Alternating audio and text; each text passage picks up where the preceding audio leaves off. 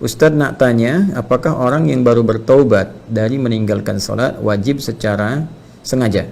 Ya, dari meninggalkan sholat wajib secara sengaja, yang dulu dilakukan harus mengqadha sholat yang dulu ditinggalkan. Terima kasih Ustadz. Waalaikumsalam warahmatullahi wabarakatuh. Waalaikumsalam warahmatullahi wabarakatuh. Dalam hal ini ada kaitan erat yang disampaikan langsung oleh Allah Subhanahu wa taala di Quran surah ke-19 Maryam. Ayat ke-59 sampai dengan ayat ke-60. Ya, ayat ke-59 sampai dengan ayat ke-60 ya. Baik, saya coba hapus dulu ini teman-teman sekalian. Pertanyaannya secara singkat bisa kita tampilkan bahwa apakah orang yang dulu pernah meninggalkan sholat wajib kemudian dia bertobat, adakah kewajiban qadha dari sholat yang telah ia tinggalkan di masa lalu itu? Nah, maka kita lihat dulu keterangan dari Al-Quran bagaimana Allah Subhanahu wa taala memberikan respon secara langsung. Yuk, mari kita lihat. Pertama, persoalan meninggalkan sholat. Kemudian yang kedua, persoalan taubat ya yang diterima oleh Allah Subhanahu wa taala. Kita satukan keduanya dulu dalam satu surah di dua ayat, yaitu Quran surah 19 Maryam. Ya. Di ayat yang ke-59 sampai dengan ayat ke-60.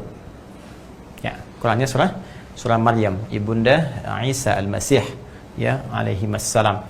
Ini bagaimana Allah memuliakan dan Maryam sampai ada surat Maryam ya alaihissalam. Kita tidak temukan surah Khadijah, surah Aisyah, walaupun keduanya misalnya istri ya Nabi Muhammad sallallahu alaihi wasallam. Tapi bagaimana Allah memuliakan Maryam alaihissalam, bukan berarti tidak memuliakan Sayyidah Khadijah. Awas jangan salah paham ya. Allah sangat muliakan Sayyidah Khadijah. Allah berikan jaminan terbaik lewat lisan nabinya. Di antara perempuan penghulu surga, Sayyidah Aisyah yang dibebaskan langsung dan turunnya satu ayat di surah An-Nur itu untuk membebaskan beliau dari tuduhan. Allah sangat menyayangi, mengasihi mereka semua. Tapi ada hikmah ketika Allah kemudian menurunkan satu surah diberi nama dengan Maryam, ingin memberikan kesan bahwa Maryam perempuan suci, perempuan yang baik, perempuan yang ifah, yang punya anak bukan Tuhan. Ya, anaknya Nabi, anaknya Rasul, tapi ada prasangka yang salah di kalangan umat pada saat itu menduga bahwa beliau itu Tuhan, sehingga diluruskan oleh Allah sehingga tidak mengurangi kemuliaan Maryam dan kemuliaan putranya Isa ya bin Maryam di hadapan Allah Subhanahu wa taala. Itu maksudnya. Nah, di ayat ke-59 sampai dengan ayat ke-60 teman-teman sekalian, Allah berfirman, "Fa khalafa min ba'dihim khalfun adha'us shalah wattaba'us syahawat fa sawfa yalqawna ghayya." Ya, fa khalafa min ba'dihim khalfun adha'us shalah. Maka dalam kehidupan ini nanti akan saling menggantikan. Ingat, ya, kita disebut dengan khalifah ketika bertugas di bumi. Pernah saya terangkan dulu teman-teman sekalian, Quran surah ke-2 Al-Baqarah di ayat ke-30. Wa idh qala rabbuka lil malaikati inni ja'ilu fil ardi khalifah. Ketika Rabbu Muhammad sallallahu alaihi wasallam berfirman kepada kalangan malaikat dan sementara jin yang ada pada saat itu, diinformasikan bahwa aku akan memberikan tugas pada makhluk baru, bukan malaikat, bukan jin, yaitu manusia Adam alaihissalam yang telah tercipta beserta keturunannya. Makhluk ini akan bertugas di bumi, bukan di langit tugasnya, tapi di bumi. Tugasnya sebagai khalifah. Kata khalifah akarnya, kata kerja infinitifnya berasal dari kata khalafa. Seperti pernah saya bahas dulu. Di antara makna khalafah ini ada beragam maknanya. Di antara makna utamanya adalah sesuatu yang menggantikan, saling menggantikan. Kenapa kita disebut khalifah? Karena tugas kita di bumi ini sementara dan akan saling menggantikan, ya kan? Bapak diganti oleh anaknya, anak diganti oleh anaknya lagi, demikian seterusnya. Sehingga dalam kaidah ini diminta kita menyiapkan generasi terbaik karena tantangan di masa depan yang akan dihadapi oleh keturunan yang menggantikan kita lebih daripada kita saat ini. Maka siapkan mereka jangan sampai lemah imannya, lemah ilmunya, lemah hartanya, disiapkan dari sekarang supaya baik. Ajarin mereka sholatnya, masukkan mereka ke sekolah yang terbaik, bimbing mereka supaya bisa mendapatkan harta yang cukup, nggak meminta-minta. Itu ada di Quran surah keempat An-Nisa ayat 9. Wal yakhshal ladzina law taraku min khalfihim dzurriyyatan dhi'afa khafu 'alaihim falyattaqullaha wal yaqulu qawlan sadida. Demikian pula secara umum kehidupan manusia akan saling menggantikan satu dengan yang lainnya perannya dalam kehidupan. Bukan cuma di antara keluarga, semua akan saling menggantikan. ya mohon maaf misalnya yang mendapat kedudukan nggak akan abadi, suatu saat akan digantikan lagi, ya kan? Yang mendapatkan jabatan, juga pengetahuan, bahkan di kalangan para ulama, semua sifatnya akan saling menggantikan. Termasuk hukum Allah menjadikan orang-orang nanti yang banyak bermaksiat, yang kurang bagus dan sebagainya, nggak mau taat sama Allah. Kata Allah, kalau kalian memang nggak mau taat sama sekali, sesuai dengan ajal kalian, mudah bagiku. Ya, menggantikan kalian dengan generasi yang lebih baik lagi. Jadi ini memberikan kesan kepada kita bahwa Allah nggak dirugikan dengan maksiat seseorang. Kalaupun ada orang misalnya mohon maaf tidak ruku, tidak sujud kepada Allah, tidak akan menurunkan status Allah sebagai Tuhan. Kita yang rugi karena tidak menjalankan tugas dengan baik. Tadi di pembuka ba'da maghrib yang saya sampaikan sebelum Isya, bahwa setiap kita mesti belajar memanfaatkan waktu untuk beramal saleh, berbuat baik dalam kehidupan, baik garisnya hablum minallah ataupun hablum minannas. Ya, hadirkan kebaikan-kebaikan, kemuliaan-kemuliaan. Tapi ketika Anda tidak mengerjakan itu semua, maka mohon maaf feedbacknya Anda nggak punya bekal pulang. Karena semua bekal kita itu dikumpulkan saat di dunia dalam menjalani tugas. Anda kan saat di kantor bekerja, itu kan? Selesai pekerjaan dikasih gaji kan? Gaji. Maka ketika dibawa pulang, saat pulang itu Anda mendapatkan bagian kenikmatan dari hasil pekerjaan Anda. Sama persis, kita tugasnya ngantornya di dunia ini. Pulangnya ke akhirat nanti. Di hasil pekerjaan kita akan dibayar tuntas oleh Allah. Diberikan kemudian bayaran-bayaran saat kita pulang supaya nikmat saat pulang. Adapun saat kita bertugas berkantor di muka bumi ini kasih fasilitas oleh Allah. Wal ardu wada'aha lil anam. Semua fasilitas yang ada di bumi dimudahkan. Ya, diberikan kreasi pada manusia, bisa bikin kendaraan, bisa diberikan rezeki oleh Allah, dicukupkan supaya tugas terjamin dengan baik. Seperti Anda ngantor di tempat kerja Anda diberikan fasilitas. Ada yang ada AC-nya, ada kipas anginnya, diberi fasilitas mobil, motor, ya ada yang sepeda, sesuai dengan levelnya masing-masing. Ya sama persis kita juga begitu. Sesuai dengan ikhtiar dan pilihan kita, Allah kasih perangkat kehidupan kita. Saya mengajar, Allah kasih bekalnya. Ya, dikasih bekal ilmu pengetahuan, dikasih kelengkapan mengajar, dikasih fasilitas, kan, dan sebagainya. Tapi ini cuma fasilitas kita berkantor di dunia. Mencari amal soleh, pada akhirnya pulang. Dan disitulah kita mendapatkan hakikat dari pekerjaan kita dan hasil dari apa yang telah kita kerjakan. Paham di sini?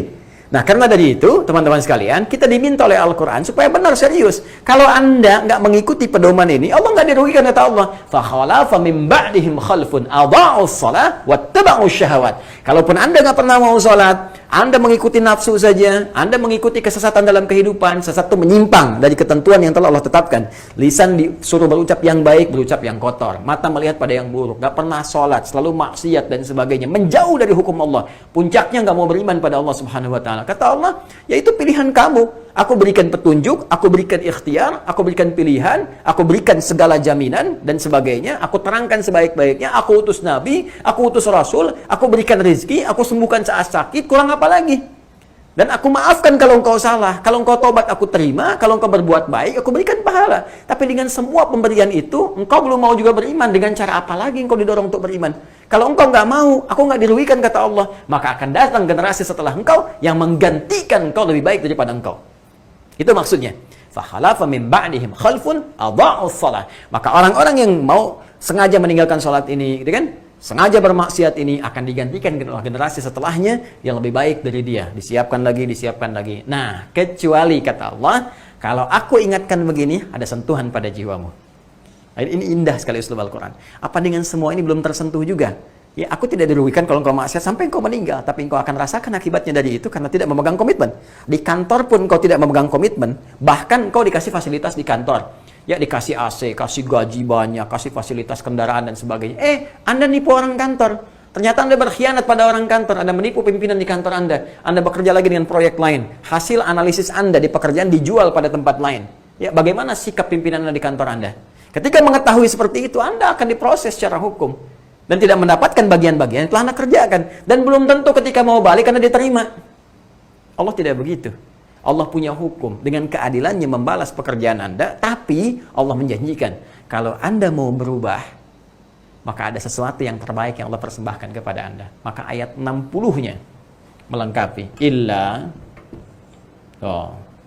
man taba wa amana wa amila salihah. Ini dia poinnya. Sampai sini dulu ya. Faulaika yadkhuluna jannata wa la yuzlamuna syai'a. Kita singkat di akhirnya dulu. Kita cukupkan di sini dulu untuk membahas pertanyaan Anda. Nah, tadi ya, jadi ada orang-orang yang meninggalkan sholat, ya kan? Ini poinnya teman-teman sekalian. dia sengaja tinggalkan, nggak pernah sholat fardu, luput dengan kehidupan dunia dan sebagainya, cuma ini tersentuh dalam proses kehidupannya untuk kembali, ada cahaya Allah. Saya selalu katakan, dalam setiap episode hidup kita, sehitam apapun pekerjaan yang pernah kita kerjakan, akan ada cahaya menembus kedalaman jiwa kita dan mengajak kita kembali. Minimal akan persekian detik Anda akan merenung, apa akan terus seperti ini? Apa nggak ada kesempatan untuk baik? Nah, itu cahaya. Cepat ambil itu untuk kembali. Bahkan mohon maaf ya, Fir'aun, Fir'aunnya. Ya, Fir'aunnya. Mengaku Tuhan, ana rabbukumul a'la, ya, hobinya bunuh orang, bahkan saat baru dilahirkan, ya, dan seterusnya, dan tak terlukiskan bagaimana kekejamannya. Tetap oleh Allah diberi kesempatan dengan keadilan dan sifat rahmatnya, diutus bahkan 2 nabi langsung, Musa dan Harun. Diutus langsung kelihatan, mukjizat tampak depan mata. Cuma dia tetap bertahan pada kekufurannya. Ya, maka resiko dia tanggung. Jadi Allah itu memberikan keadilan dan sifat rahmatnya, sifat kasihnya yang paling dalam sampai ke titik paling tinggi dalam kehidupan. Kita pun demikian. Maka dari itu diabadikan jasad Fir'aun. Kisah-kisah terdahulu kemudian sampai kepada kita untuk memberikan pelajaran, jangan seperti itu lagi. Ini contohnya udah ada. Jadi kisah Fir'aun itu kan sangat viral sekali, ya, sangat viral sekali. Ya, mohon maaf sekali teman-teman sekalian, di setiap turunan wahyu yang sampai pada generasi berbeda, setiap rasul, nabi, bahkan di kitab-kitab yang berbeda, itu jelas sekali kisahnya. Dan mereka mengakui. Jadi kisahnya nyata, keterangannya nyata, bukti fisik yang diabadikan nyata, setiap hari bisa diakses bahkan dalam platform sekarang. Lewat media sosial, kita bisa lihat, klik sedikit, nampak seperti apa. Kalau dengan semua itu, kita belum yakin juga, masih maksiat juga, dengan cara apa lagi diingatkan? Tapi dalam hal demikian pun, sifat rahman Allah masih memberikan petunjuk. Kata Allah, ini aku sudah tampakkan, apa akan lalu seperti ini? Ya, kata Allah, diberikan peluang, illa man taba, kecuali orang yang mau taubat. Taba ya tubu. Awas ya, taba ya tubu taubatan. Awas, jangan salah tasrif. Taba ya tubu youtuban, ya, enggak begitu. Ya, jadi bukan belajar hanya sebatas mengandalkan cari-cari YouTube. Awas ya, sekarang orang belajar ilmu sorofnya agak lompat-lompat sehingga pemahaman ilmu agamanya salah gitu kan. Taba ya tubu YouTuban itu kan, fasbaka Facebookan. Nah, itu jadi keliru ya. Kembalikan kepada konteks yang benar. Kecuali man. Ismun mausulun yadullu 'alal fardiyati bima'na al-jam'i, ya. Isim mausul, kata sambung, konjungsi menunjuk pada subjek atau objek tunggal, setiap tunggal, tapi memiliki makna yang jamak. Jadi sifatnya mengarah kepada setiap personal, ya, tapi maknanya luas, jamak, diberikan kepada siapapun, laki-laki, perempuankah, ya, tua, muda, besar, kecil, sepanjang dia sudah baligh. Maksudnya apa? Allah menawarkan pada setiap kalangan secara personal. Allahu Akbar, sifatnya personal sekali, tanpa batasan.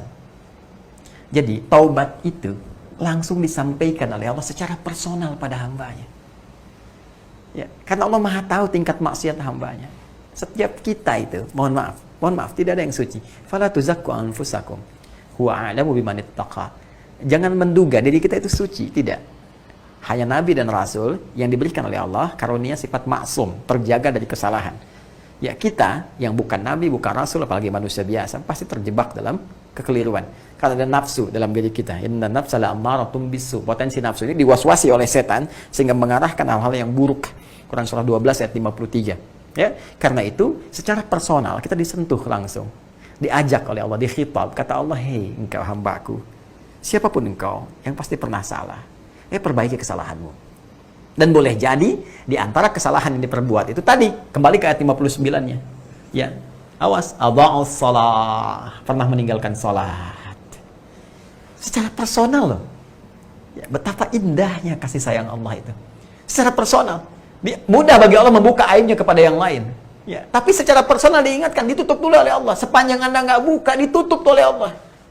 Ya, cuman sayang kadang-kadang sekarang ini banyak manusia bangga dengan maksiat. Pamer, zina pamer. Ada yang pamer di YouTube, ada yang cerita di Facebook, macam-macam. Nggak sholat pamer. Mencela orang pamer. Ini nggak asik gitu loh, pamer dalam maksiat. Masa orang pamer itu yang baik-baik, ini pamer kejelekan. Apa, kurang sehat tuh Pak itu. Itu teman-teman kembali ya. Jadi, tapi yang paling menarik itu secara personal. Jadi Allah nggak buka. Ya, di khitab langsung. Diajak ke dalam jiwanya, disampaikan secara personal. Illa man taba, kecuali hei, engkau yang pernah berbuat salah.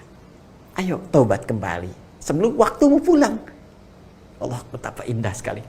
Betapa indah. Di kantor Pimpinan melihat ada satu karyawan salah, ya ketahuan tuh lewat CCTV misalnya, ketahuan berbuat curang apa, tiba-tiba pimpinan ini memanggil secara personal, tidak pernah menyebarkan ke seluruh karyawan gini. Saya tahu, kata pimpinan kepada karyawannya, ya, saya tahu setiap orang itu pasti punya peluang berbuat salah. Tidak ada manusia yang sempurna. Ini kamu pernah berbuat salah, tapi setiap orang pun punya hak untuk berubah menjadi baik. Saya kasih kesempatan, kita lupakan semua ini, Anda perbaiki, yuk berbuat lebih baik. Anda kerja lagi, tapi tinggalkan semua ini. Bayangkan, tidak dibuka, tidak disebarkan karyawan lain, Anda diajak seperti itu. Bagaimana perasaan Anda ketika berbuat salah waktu itu? Dan laisa kamitslihi syai', tidak ada contoh yang terbaik, yang serupa dengan apa yang Allah sampaikan. Tapi ilustrasi yang saya tegaskan, di dunia makhluk saja ketika Anda disampaikan begitu, Anda bisa tersungkur, minta maaf, perbaiki. Ini Allah secara personal mengatakan pada engkau, padamu, pada kita, saya, hambaku, tidak ada manusia yang sempurna. Engkau berbuat salah. Aku sentuh jiwamu untuk kembali. Sebelum datang kematianmu dan tidak ada waktu lagi untuk bertobat. Ayo kembali. Secara personal diingatkan dan tidak dibuka oleh Allah. Dan sepanjang kita nggak buka, ditutup oleh Allah sampai hari kiamat. Ya, makanya kita katakan wa kaffir anna sayyi'atina, mohon ya Allah hapuskan, ya tutupi aib kami ya Allah, keburukan-keburukan kami. Ya, Rabbana la tu'akhidna in nasina aw akhtana. Rabbana wa la tahmil 'alaina isran kama hamaltahu 'ala alladziina min qablina. Rabbana wa la tuhammilna ma la taqata lana bihi wa'fu 'anna, maafkan kami ya Allah. Ya, waghfir lana, ampuni kami ya Allah. Warhamna, sayangi kami. Warhamna, dengan rahmat Allah disentuh kita. Kata Allah, illa man taba, kecuali bagi yang pengen taubat, balik lagi. Ya, taubat. Taubat mengakui salah. Ya, menyesali perbuatan salah itu, menyesali. Kemudian, mohon maaf teman-teman sekalian, berjanji untuk meninggalkan dan tidak mengulanginya lagi. Serta yang keempat, mengganti atau mengisi, ya, mengganti atau mengisi perbuatan salah tadi dengan perbuatan yang lebih baik, ya, dengan amal saleh. Ya, maka perhatikan baik-baik, illa man taba, kecuali bagi orang yang pengen tobat. Kenapa kalimatnya menggunakan bentuk fi'il madhi? Bisa Allah mengatakan illa man yatubu, tapi kenapa menggunakan fi'il madhi? Madhi di sini berfungsi taukid dan mempercepat sesuatu dilakukan. Jadi kalau ada sentuhan pada jiwa, tepat langsung tobat pada saat itu. Dan kuatkan pada diri kita berkomitmen. Bayangkan bagaimana kalau wafat saat ini, saat Allah sedang memberi hidayah. Ya, sujud kita nggak apa-apa, sujud tobat. Dan Masya Allah begitu taubat, sujud meninggal misalnya. Itu keadaan yang paling indah, Masya Allah. Masya Allah. Tapi jangan direncanakan, ya, maksiat dulu, dizinah dulu, begitu sujud mudah-mudahan meninggal. Tidak. Bagaimana saat berzina meninggal? Saat korupsi meninggal? Saat mabuk meninggal? Tidak. Jadi maksiat itu, awas, bukan hal yang direncanakan. Begitu direncanakan, menjadi lebih besar maksiatnya. Dosanya besar di hadapan Allah. Nah, isi dengan yang terbaik teman-teman sekalian. Dan segerakan, karena itu bentuknya fi'il madhi. Ini tafsir terbaik nanti di Quran surah keempat, An-Nisa, ya, di ayat ke-17. Ya, Allah menyampaikan, innamat taubatu 'ala Allahi lilladzina ya'maluna as-su'a bijahalatin thumma yatubuna min qarib. Itu kalimatnya. Sungguh taubat yang diterima oleh Allah Subhanahu wa taala adalah taubat yang terjadi pada diri seseorang yang pernah berbuat salah, berbuat buruk, kemudian ada getaran pada jiwanya, setelah itu segera dia bertobat. Ini yang dimaksudkan. Ya, wa amana, dan dia yakin, ya, memperbaiki imannya kepada Allah Subhanahu wa taala, yakin dengan Allah Subhanahu wa taala. Jadi kata amanah di sini ini punya dua arti utama. Ya. Ada yang pertama adalah iman itu kan lawannya kufur, otomatis. Ya, amana yu'minu, ya, lawannya kafara yakfuru. Hati-hati. Jadi iman lawannya kufur, mukmin lawannya kafir. Itu sudah bahasa syariat, ya. Jadi bahasa biasa saja gitu, bahasa netral, dan itu halus kok. Halus, jadi jangan tersinggung kalau nggak beriman ya kafir gitu, biasa saja. Kalau disebut orang kafir, ya memang bahasa syariat begitu, nggak usah tersinggung. Ya kenapa? Karena itu bahasa syariat, bahasa biasa, terminologi biasa, dan maknanya halus. Kafir, orang masih menutup diri, belum mau menerima hidayah. Itu kan orang masih menutup diri, ya wajar kan? Ya, bahasanya halus, tidak menyebut dengan nama binatang, dengan apapun. Ya, misalnya ini belalang yang tersesat, kan tidak seperti itu, biasa saja gitu. Kita gunakan kalimat diksi-diksi yang baik. Jadi kalau ada yang menyebut misalnya mukmin, kafir, itu biasa, kan? Jadi ini bahasa-bahasa dalam Al-Quran. Yang ingin saya tegaskan, iman itu lawannya kufur. Artinya apa? Artinya ada orang yang mungkin pernah berbuat salah, kesalahan ini mengeluarkannya dari imannya. Oh, hati-hati. Kesalahan ini mengeluarkan dia dari imannya. Ada orang sebelumnya beriman, berbuat maksiat, maksiat itu bisa mengeluarkan dia dari imannya. Contoh syirik, jelas. Ya, menyekutukan Allah itu mengeluarkan dia dari imannya. Ya, atau misalnya menganggap dosa besar itu halal. Seperti menghalalkan zina, itu kufur. Ya, awas hati-hati, gitu kan? Atau mengatakan, ya langsung kalimat-kalimat syirik, ada Tuhan selain Allah, semua agama sama, menuju pada Tuhan yang sama, cuman caranya beda-beda, kufur. Laqad kafara alladziina qalu, sungguh kufur orang-orang telah mengatakan, ya innallaha huwal masih ibnu Maryam. Allah itu ya Masih bin Maryam. Jadi ketika ada orang mengatakan demikian, kufur. Jadi ada perbuatan-perbuatan yang ketika dikerjakan bisa mengeluarkan dia dari imannya. Tapi itu pun tidak menghalangi dia untuk mendapat peluang taubat kembali kepada Allah Subhanahu wa taala. Jadi ada perbuatan-perbuatan yang ketika dikerjakan itu sengaja, ya, misalnya melakukan perbuatan maksiat yang sifatnya bisa mengeluarkan dari iman, seperti syirik misalnya tadi, menganggap mohon maaf dosa-dosa besar itu suatu yang halal, seperti yang menghalalkan zina dan sebagainya, atau sengaja meninggalkan perbuatan-perbuatan wajib dengan niat mengabaikannya. Ya, sengaja aja dan tidak menganggap itu sebagai hal yang baik, ya, dinilai rendah, kecil, seperti meninggalkan sholat dengan sengaja dan tidak menganggap tidak ada nilainya di balik itu kufur juga. Ada sementara para ulama salaf yang menganggap demikian, kan? Maka dari itu ketika dia bertobat, maka tobatnya ini sekaligus mengembalikan imannya lagi kepada jalan yang benar. Munculkan kembali. Jadi Allah saking sayangnya Allah, dosa besar pun yang bisa menghilangkan iman. Kalau dia mau balik lagi teman-teman sekalian, ya, itu oleh Allah dikembalikan lagi imannya. Dikembalikan lagi imannya. Ya, ini bagian yang pertama. Yang kedua, boleh jadi maksiat-maksiat yang tidak terkait dengan hal yang bisa mengeluarkan iman, tapi melemahkan iman. Berbohong melemahkan iman, korupsi melemahkan iman, mencuri melemahkan iman. Dan tentunya tingkatan-tingkatan ini bisa menjadi lebih besar sesuai dengan kadarnya. Ya, sesuai dengan kadarnya. Maaf, ya, bikin hoax itu dosa. Ya, dan sebagainya. Berbohong, fitnah, dan bahkan ada nanti fitnah-fitnah tertentu atau perbuatan tertentu yang mungkin levelnya akan naik ke dosa-dosa yang lebih besar. Yang ini tidak mengeluarkan iman, tapi dia melemahkan iman, berbohong. Misal, maka ketika dia bertobat dari dosa bohongnya, fitnahnya, bikin hoaxnya misalnya, dia kembali, maka Allah akan berikan kembali kekuatan imannya. Ya, ada charge lagi, sehingga baterainya naik lagi, baterai imannya, kuat lagi. Nah, dari situ, maka pembuktian ini semua akan nampak lewat amal solehnya. Wa amila salihah. Dan tobat yang benar ini, kata Allah, ukuran dua. Satu, imannya hadir dan menguat kembali pada jiwanya. Dan bukti penguatan iman ini bisa dilihat dari amila salihah, amal solehnya. Nah, terkait dengan pertanyaan Anda, ketika tadi misalnya sengaja meninggalkan sholat wajib, dan ini persoalan serius.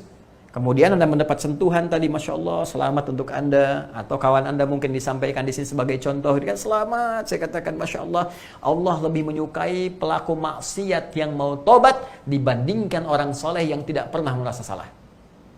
Catat, bikin status. Allah sangat mencintai pelaku maksiat yang mau bertobat dibandingkan orang soleh yang tidak pernah merasa salah. Jelas? Nah, balik ke sini, ketika orang ini taubat, kemudian dia merasakan kedekatan dengan Allah, menguat imannya, maka yang dituntut kemudian oleh Allah, wa amilas salihah, buktikan taubat ini dengan memperbanyak amal soleh setelah kamu taubat itu. Nah, jadi kalau tadi dalam konteks tadi Anda kemudian bertobat, nah dengan taubat yang benar ini iman menguat, dihapuskan hal-hal yang terkait hubungan dengan Allah. Ya, bukan dengan manusia ya, dengan Allah langsung. Kalau dengan manusia, selesaikan dengan manusianya, baru nanti ampunan Allah diturunkan. Ya, seperti utang misalnya kan, jadi utang jadi berjauhan ya kan. Jangan dianggap ketika istighfar tobat utang lunas, tidak. Enak aja Joni, gitu ya. Jadi tetap Anda bertobat kepada Allah, tapi utang lunasin juga. Walaupun Allah memberikan ampunan kepada Anda karena perilaku yang tidak baik, ya, tapi kalau utangnya belum dilunasi, tetap ada hubungan hak adami di sini, hakun adami, hak terkait dengan anak cucu Adam yang belum selesai. Adapun di sini, maka akui salah hubungan dengan Allah tadi ya, meninggalkan sholat, misalnya pernah nggak puasa, kan? Maka Anda bertobat, maka hal-hal yang jelek-jelek itu oleh Allah diampuni dengan taubat tadi, dan Anda isi dengan amal soleh. Amal soleh ini karena sifatnya umum, wa amila solihan, ini umum. Maka di sini ada dua tafsiran. Tafsiran pertama, ya, menyampaikan dari kalangan para ulama, termasuk beberapa ulama kontemporer memberikan fatwa bahwa mengacu kepada keterangan ini, bahwa tidak ada kemudian harus mengganti sholatnya lagi yang telah lalu, karena yang lalu telah berlalu. Ya, karena di sini sifatnya ini umum itu nakirah artinya banyak, artinya kumpulin aja setelah itu amal-amal kebaikan yang banyak. Ya, contohnya apa? Dalam sholat fardu yang ada sunnahnya, tambah dengan sunnahnya. Mulai sekarang rajin tahajud, rajin sholat duha, gitu kan? Kemudian tambah amalan-amalan harta, misalnya mali, rajin infak, rajin sedekah, buktikan kesungguhan. Nah, ini amalan-amalan ini pembuktian taubatnya kita yang bisa melengkapi amalan-amalan kurang di masa yang lalu. Ini tafsiran pertama, karena sifatnya umum. Allah menyebutkan amal soleh. Dia yang penting perbanyak amal soleh. Dengan taubat kita tertutup yang telah lalu, tapi tunjukkan taubat kita benar. Apa diantaranya? Pembuktian dengan meningkatkan amalan. Jadi kalau tadi meninggalkan yang fardu, sekarang fardu jangan ditinggalkan lagi. Kalau perlu kita sudah tahu waktunya, sebelum subuh sudah tahu kapan sholat subuhnya, bahkan kita kerjakan tahajud sebelum datang subuh, gitu kan? Kemudian setelah itu kita kerjakan sholat sunnah, qabliyah subuhnya, bahkan duha kita kejar semaksimal sampai kita wafat, bahkan wafat dalam keadaan sujud, Masya Allah. Ya? Ada yang kedua, karena ini kan sifatnya masih umum. Ya, dan soleh pun tercakup di sini sholat itu amal soleh. Artinya ada juga yang menafsirkan kalau dia mau mengerjakan mengganti sholatnya yang telah lalu bisa dia kerjakan. Ini menunjukkan kesungguhan dia untuk menunjukkan benar taubatnya. Ya, jadi bagaimana cara praktiknya? Gampang. Ketika masuk misalnya waktu sholat zuhur, ya, maka dalam masuk waktu sholat zuhur ini dia kerjakan zuhur pada saat itu, kemudian setelah itu ada mengisi waktunya, dia coba tunaikan lagi sholat untuk mengganti zuhur yang sebelumnya, yang lalu-lalu gitu kan. Jadi begitu masuk waktu asar, demikian seterusnya, dia kerjakan asarnya yang pada saat itu, dan setelah itu dia kerjakan untuk mengganti asar yang sebelumnya. Nah, ini dua hal ini pun sifatnya baik karena mengacu pada dalil yang sama, cuma pemahaman ulama yang beragam di sini mengacu pada keumuman di sini. Adapun Allah sekali lagi melihat kepada kita dari kesungguhan bertobat dan peningkatan amal solehnya. Jadi silahkan berdasar kelonggaran dari Anda, mana yang paling nyaman Anda tunaikan. Itu saja sebetulnya. Ya, kalau Anda melihat misalnya, wah sudah saya ingin mengambil bagian yang pertama saja, saya kerjakan sesuai dengan porsinya, saya tambah sholat sunnahnya, tahajudnya, infaknya dan sebagainya, Alhamdulillah. Atau Anda ingin mencoba misalnya mengingat yang lalu-lalu, kemudian setelah itu Anda kerjakan, Anda sholat lagi ingat yang lalu, ya sambil kemudian sujud, nangis, tobat lagi dan sebagainya, itu pun silahkan. Mana yang paling ringan? Yang salah, yang tidak sholat atau tidak benar dalam tobatnya. Ini keterangannya. Wallahu ta'ala a'lam bis-shawab.